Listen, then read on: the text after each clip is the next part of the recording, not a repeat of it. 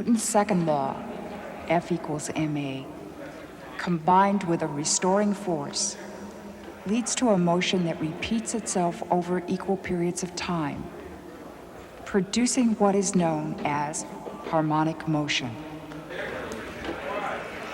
I have a story to tell you. I'm not sure that it's true, but it's a good story, so I'm going to tell it to you anyway.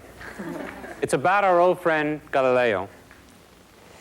One day, when Galileo was a young man in Pisa, he attended Mass at the Duomo. That's the magnificent cathedral in Pisa, whose bell tower is the famous Leaning Tower of Pisa. In the Duomo, there's a lamp that hangs down from the ceiling by a long cable. And on this particular day, the lamp was swinging back and forth. Probably it had just been lighted. And Galileo, being Galileo, noticed something about the swinging lamp that no one had ever noticed before. He noticed that each complete swing of the lamp took exactly the same amount of time. When the lamp first started swinging, and it had a large arc, it moved quickly through the arc. Later on, when the swinging had died down and the arc was smaller, it swung more slowly through the smaller arcs. But the total amount of time for each complete swing was always exactly the same. How did he determine that? Well, he timed the swings by counting his own pulse. I've often wondered about that, having realized that he was making a great discovery, why his pulse didn't start racing and ruin his own measurement. But in any case, he timed his own pulse. Now, I figure each complete swing of that lamp must have taken about 5 or 6 seconds, and he had to watch it go through many, many complete swings as the motion got smaller and smaller, counting his pulse each time to make sure that each swing took the same amount of time. It must have been a very dull sermon. The lamp is still there in the Duomo in Pisa. It's called Galileo's lamp, and for a few hundred lire, you can buy a picture of it from the enterprising street vendors outside on the piazza. And so you see, it really is a good story. The only thing wrong with it is that according to the church records, the lamp wasn't installed until 10 years after Galileo died. But Galileo really did make that discovery, and it was extremely important, because what he had discovered was that a pendulum could be used as a timing element. And in fact, his discovery led immediately and directly to the invention of the first accurate clocks. The kind of motion he was studying is called simple harmonic motion. Bobbing up and down on an ordinary spring, this simple weight repeats itself once every second. As time passes, its motion dies down, its excursions become smaller. But it still takes exactly 1 second to make each cycle. It is a perfect timekeeping device. And its motion is called simple harmonic motion.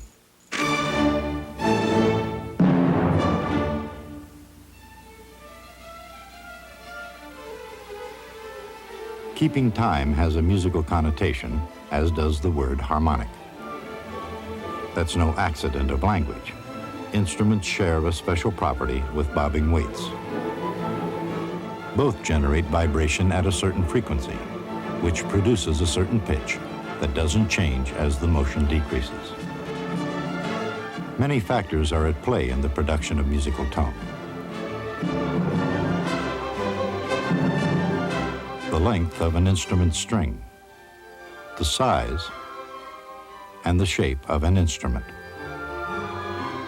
The technique with which an instrument's played, and certainly the musician's ability to play it. However, in the physics of music, one factor never varies. Once the tone has been produced, the pitch remains the same, even though the vibrations diminish. Why does the pitch remain constant? In the language of classical mechanics, force. The F in Isaac Newton's F equals mass times acceleration. In a certain position, all forces are balanced. However, when the spring is stretched, it attempts to pull the mass back to its original position. The farther the mass moves, the greater the force to pull it back. The same principle works conversely. When the spring is compressed, it tries to push the mass back. Whichever direction the mass moves, a force emerges to counter the displacement. The combination of this force and the mass's inertia will be the key to keeping time. At each point in its motion, the net force is proportional to the distance x of the mass from its equilibrium position and in the opposite direction. The equation is F equals minus kx. The value of k depends on how stiff the spring is.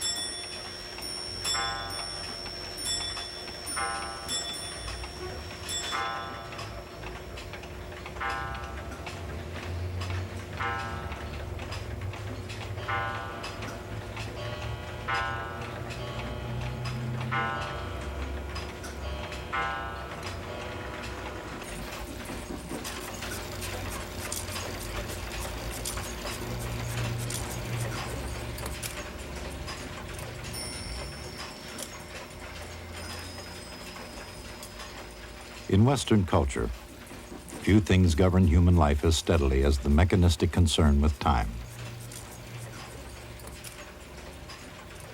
Although advancing technology gives more people more time on their hands, there seems to be a constant need for increasingly accurate timekeeping devices. Preoccupation with time isn't a phenomenon of the fast-paced 20th century. It developed gradually, hour by hour, day in and day out for thousands of years. Accurate time, however, came relatively late in history. It arrived with the physical principle of harmonic motion. And along the way, over time, harmonic motion became the only means of timekeeping accuracy.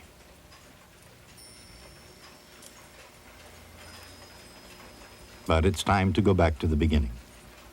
How did the concept of time develop? Perhaps from witnessing the cycles in nature, the changing seasons.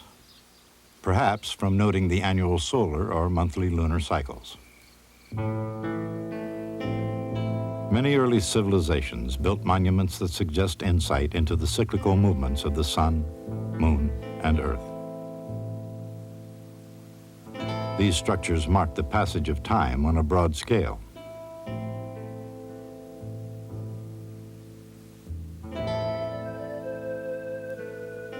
Early calendars represented efforts to segment annual cycles into smaller increments.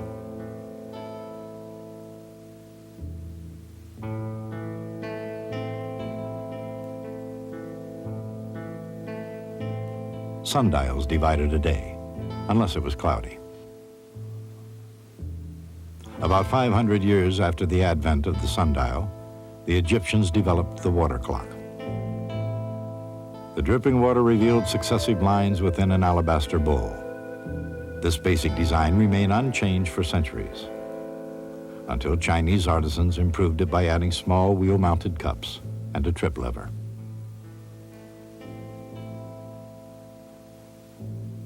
After Marco Polo spread the word from the Orient, semi-mechanical clocks enjoyed considerable popularity in 13th century Europe. Unfortunately, European winters freezing the water clocks in place often made time stand still.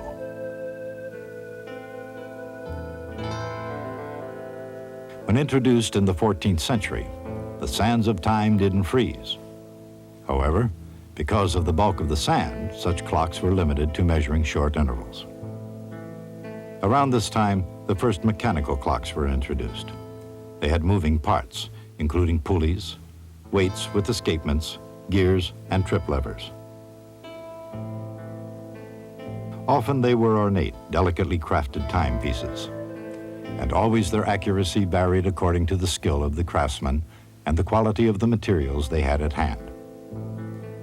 Early mechanical clocks were further improvements, but time still wasn't something people could exactly count on. The length of an hour depended on whose clock kept time. Day follows night. Season follows season. And year follows year. The Earth's endless motions following the inexorable laws of the mechanical universe mark perfect time. Every human-made clock is an attempt to imitate nature's precision. No matter how ingenious, ancient water clocks, sand clocks, and mechanical clocks ultimately failed to keep accurate time, at least for any length of time. Why? Because they neglected to imitate one essential aspect of nature's clock: the cycle. Time and nature are cyclic. Day and night, winter and summer, the cycles repeat themselves endlessly. Ranging from a microscopic cell to the rotations of galaxies, nature repeats herself in oscillations. There are natural cycles. The beating of the human heart, the frozen pace of the advancing and retreating glacier. And there are perhaps less natural cycles, such as the boom and bust of the economy, and other things that tend to rise and fall. However, these cycles don't operate under the same laws that govern nature's great clock. They don't oscillate with natural precision. They lack precise intervals, repeating forever according to an inexorable law of nature. Human imitations of the great clock of the heavens are based on a different but equally inexorable law. The most inexorable law in mechanics is F equals m times a, the second derivative of x. In simple harmonic motion, force comes from the displacement x itself. F equals minus kx. Together, these two equations give the differential equation that describes simple harmonic motion.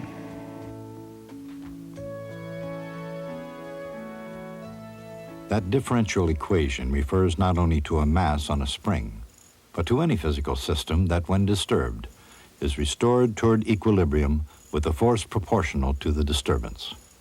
For example, the pressure of the air in an organ pipe, or the angle of a pendulum, the bending of a tuning fork, or the rotation of a clock movement. These systems and many others undergo harmonic oscillations. These oscillations can be too fast to see, at least under normal circumstances, or too slow to wait for. Or they can be any other frequency, high or low. No matter the frequency, however, they can all be described by the same differential equation. The differential equation is solved by the time-honored technique of guessing.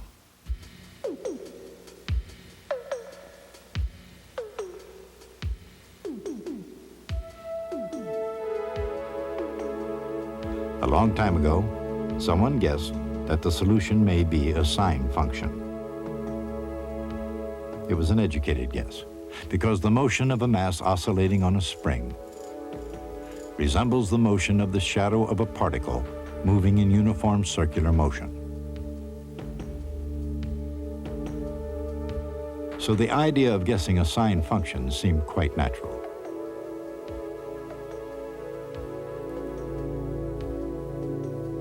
In this case, a sine function with amplitude A and angular frequency omega. But if that's x, is its second derivative equal to minus k over m times x?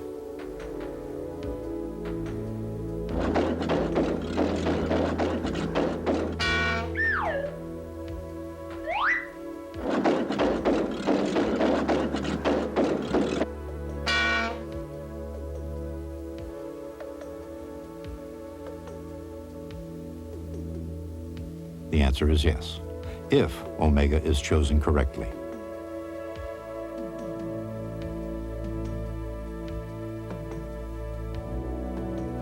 For the mass on a spring, the angular frequency is equal to the square root of k over m. The stiffer the spring, the higher the frequency. The greater the mass, the lower the frequency. But whatever the frequency, it depends on the mechanical properties of the oscillator, such as the mass and the spring constant. The time needed to make a complete cycle does not depend on how big the swings are, represented by A in the equation for x. So even as the oscillations die down, harmonic oscillators continue to keep perfect time.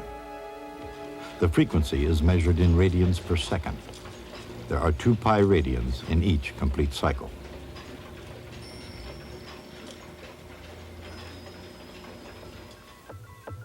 Likewise, in the great clock in the sky, each cycle is divided into radians, as if the universe were an enormous circle.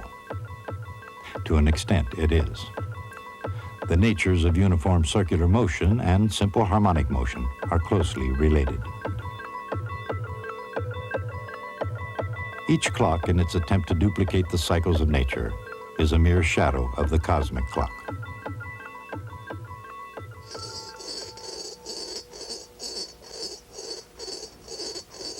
Just as uniform circular motion and simple harmonic motion shape up much the same in nature, the potential energy of harmonic motion can be visualized as a curve shaped like a bowl. Why this shape? Because of the force law and the definition of potential energy.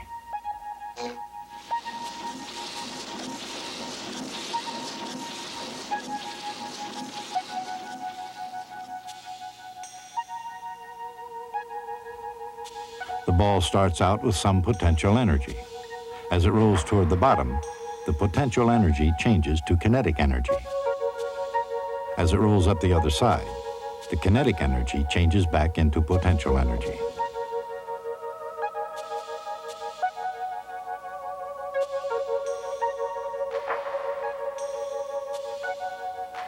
Over time, there's a continual interchange between kinetic and potential energy.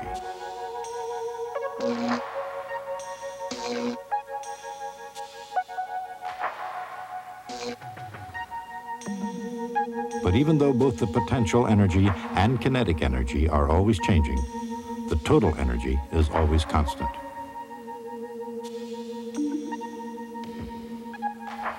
When any harmonic oscillator is disturbed, the disturbance produces a force that pushes it back to where it was.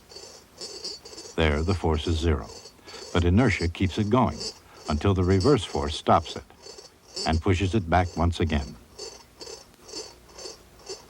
This is the essence of harmonic motion. A simple harmonic oscillator. If it were really simple, it would go on forever. A perpetual motion machine.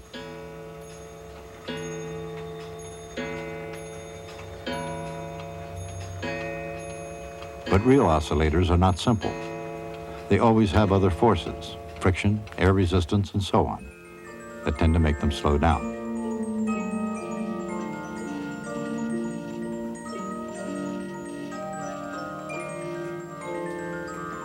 That's why from time to time, clocks must be wound or have their batteries changed.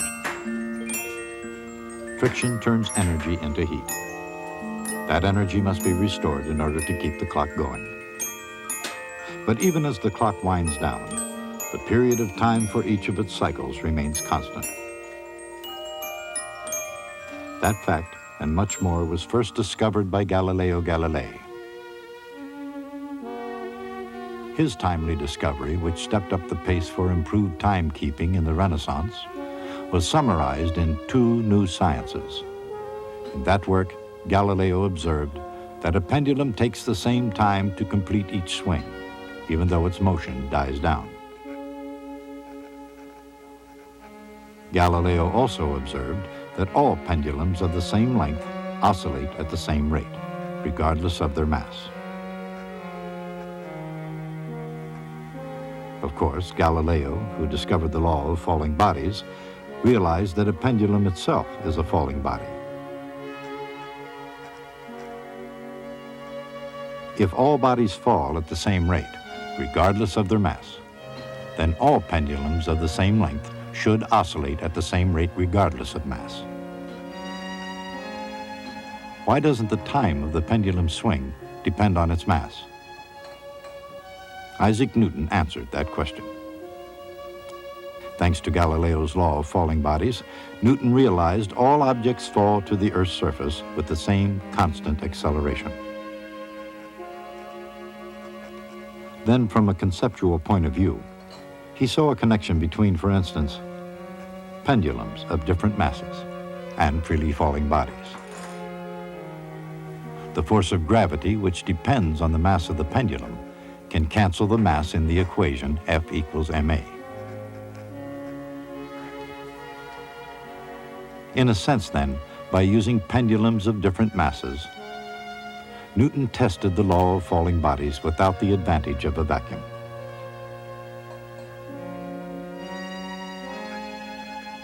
Thanks to Newton, not only physics, but the nature of time itself was never perceived as quite the same.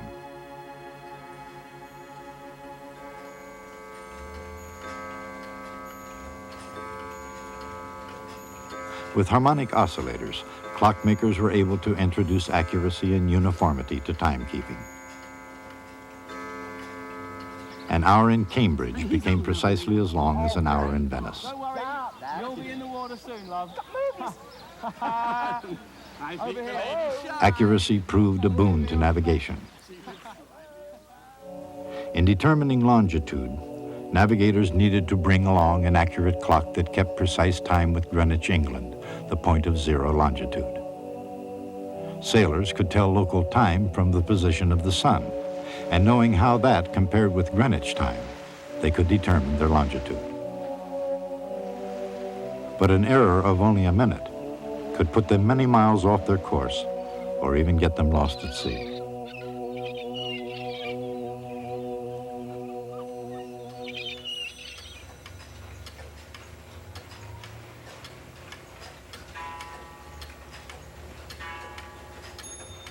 The same harmonic motion that regulates the accuracy of a grandfather's clock is the principle behind the accuracy of modern quartz watches, where millions of oscillations per second keep incredibly precise time.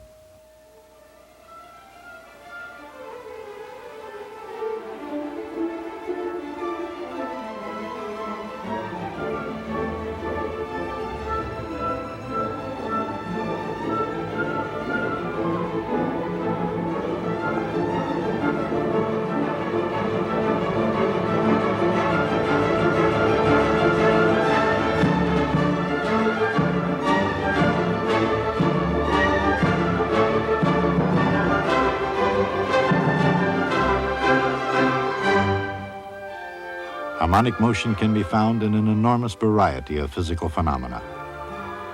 Understanding it helps to explain the subtle unifying principles that govern the universe.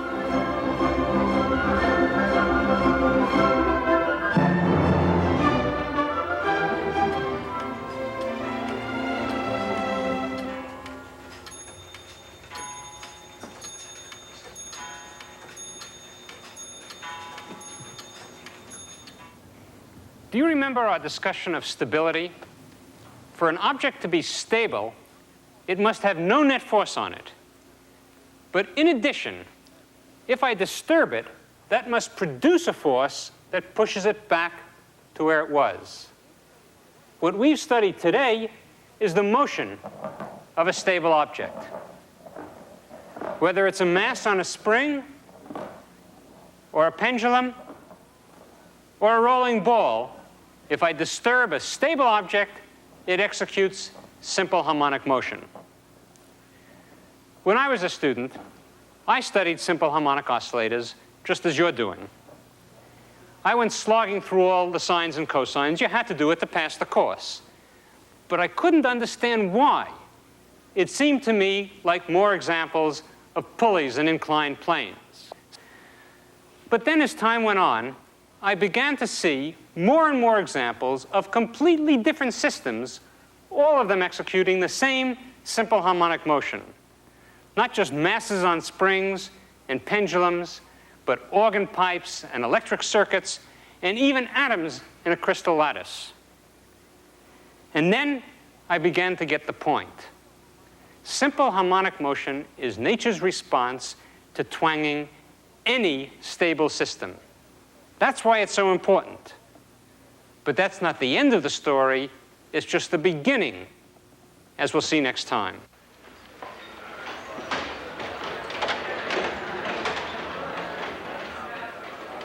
A linear restoring force, F equals minus kx, leads to simple harmonic motion when inserted into Newton's second law. The solution to the differential equation is the distance from the equilibrium position, expressed by x equals a sine omega t, where a is the amplitude of the motion.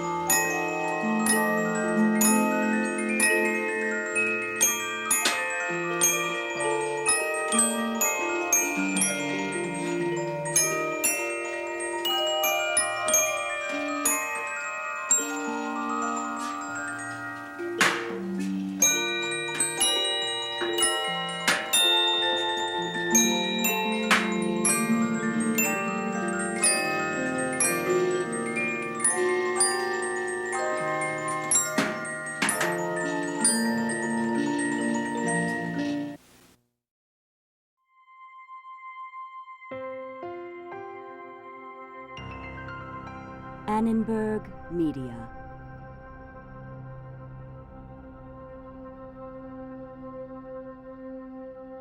For information about this and other Annenberg Media programs, call 1-800-LEARNER and visit us at www.learner.org.